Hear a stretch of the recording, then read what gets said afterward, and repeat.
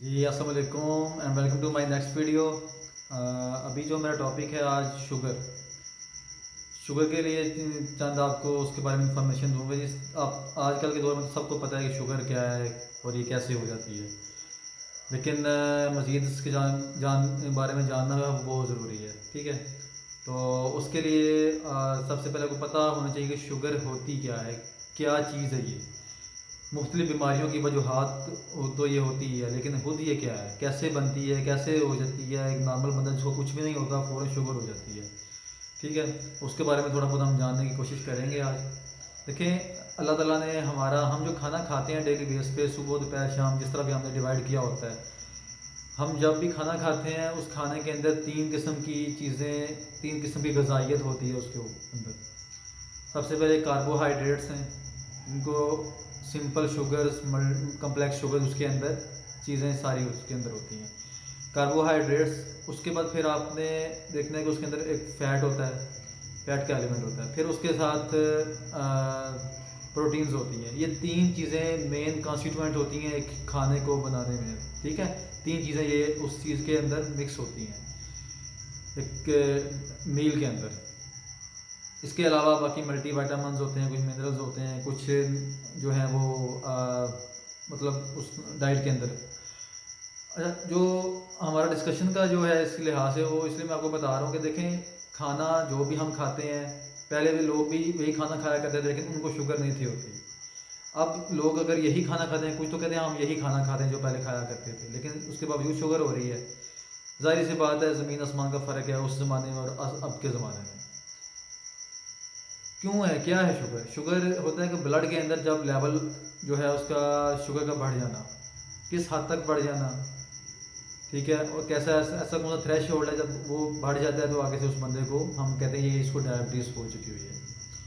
सबसे पहले ये कि ये शुगर बनती किस तरह है।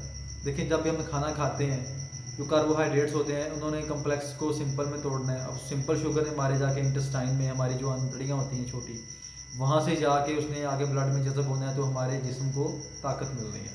कुछ शुगर होती है वो हमारे जिगर में जाके स्टोर हो जाती है फ्यूचर यूज़ के लिए। अब जाके बंदा खाना खा रहा है, उसने जब शुगर वाली कोई ऐसी चीज़ खा लिया, मीठी चीज़, और उसको नहीं पता कि उसको शुगर है।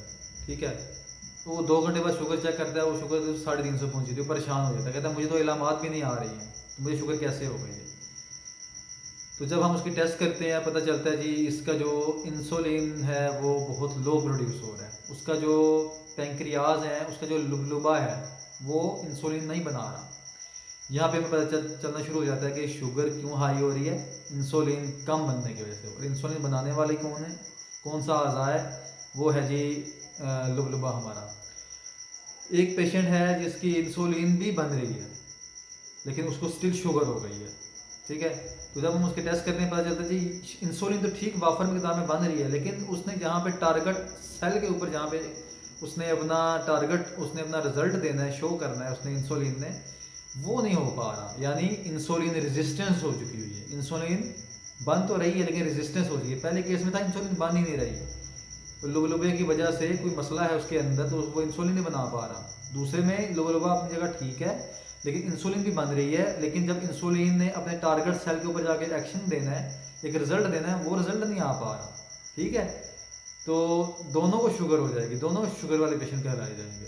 तो शुगर इसलिए ब्लड में बढ़ जाती है कि जब इंसुलिन ने एक्शन नहीं देना, इंसुलिन ना बनने की वजह से, या इंसुलिन के अपने एक्शन की कुछ उसमें जो मसला आ रहा है उसकी वजह से।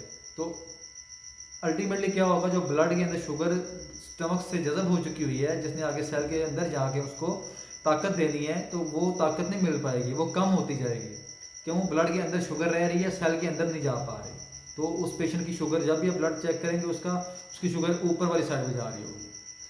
ठीक है, इसको शुगर कहते हैं। तो बनाने वाले कौन सा आर्गन होता है जी, उसको लुबलुबा कहते हैं, जो कि इंसुलिन बनाता है। ठीक है, तो और उसकी वजह से फिर क्या होगा कि आगे मज़ीद जो इसकी कॉम्प्लिकेशंस हैं वो अगली किसी वीडियो में मैं इंशाल्लाह ज़रूर बताऊंगा, लेकिन अभी सिर्फ और सिर्फ जनरल सी इन्फॉर्मेशन आप लोगों को दे रहा हूँ। फिर इसके आते हैं जी रिस्क फैक्टर्स। इंसुलिन, ये जो आपको मसला बताया है कि इंसुलिन ना प्रोड्यूस होना या इंसुलिन प्रोड्यूस होने के बाद एंड पे आगे रेजिस्टेंस हो जाना, दोनों के रिस्क फैक्टर्स क्या है, शुगर होने की वजह क्या है। ये सबसे पहले जी जेनेटिक्स हैं, किसी की जीन्स के अंदर है कि इसको शुगर होगी, वो तो उसको कोई नहीं बदल सकता, वो तो हो के रहनी है, वो यंग एज में हो जाती है। इसी तरह जी फैमिली हिस्ट्री है जो कि मिडिल एज में जाके होती है, ठीक है। तो यंग एज में भी हो सकती है, मिडिल एज में भी जाके हो सकती है, किसी की फैमिली हिस्ट्री हो। उसके बाद कोई बहुत ज़्यादा फैटी डाइट खाता है, ओवरवेट है, ओवरवेट होने की वजह से जो है उसको शुगर हो सकती है। उसके बाद सीडेंटरी लाइफस्टाइल है, बहुत ज़्यादा काहली वाली ज़िंदगी गुजारना, खाना खाया लेट गया, खाना खाया लेट गया, कोई एक्सरसाइज का मामूल नहीं है, कोई अपने आप को एक्टिव रखने का मामूल नहीं है, उसको शुगर हो जाएगी।